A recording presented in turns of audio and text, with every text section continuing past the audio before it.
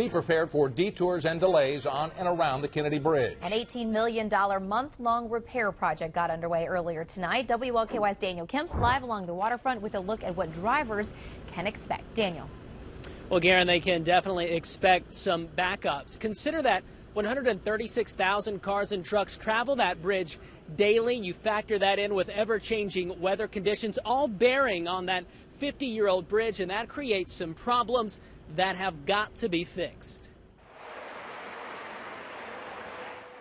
It is some major construction for such a massive road. We're trying to do all of these improvements to provide a smoother roadway for the motoring public. Work kicked off Thursday night to fix the entire deck of the Kennedy Bridge, including everything from joints to broken concrete to holes.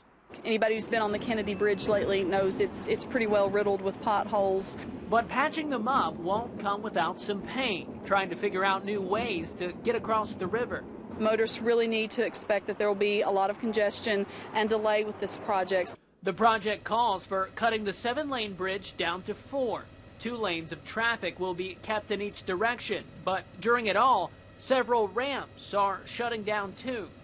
Until the project is completely finished, you won't be able to use the exit ramp from I-64 east to I-65 north. It will be closed. The same goes for this one on the Indiana side, where you come off I-65 south and get on Market Street. And if you use the Court Avenue on-ramp to head into Kentucky, you'll have to find a different route. This one will be shut down too. And those are just the ramps closing first. Look for others to shut down in the days to come. You know, people need to plan ahead, allow extra time to get to their destination, or maybe they want to try to find a different route to get to work. They may want to try coming across the Clark Memorial Bridge.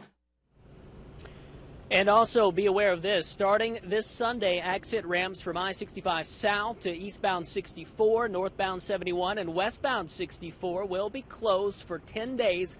Additionally, ramps from northbound 65 to eastbound 64, northbound 71, and westbound 64 will be closed for 15 days. Now, the bridge work will be round the clock, and those lane closures will remain in effect until it's all completed.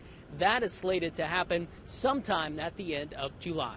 Live in Louisville tonight, I'm Daniel Kemp, WLKY News. Daniel, thank you. Trucks wider than 9 feet are restricted from traveling through the construction zone.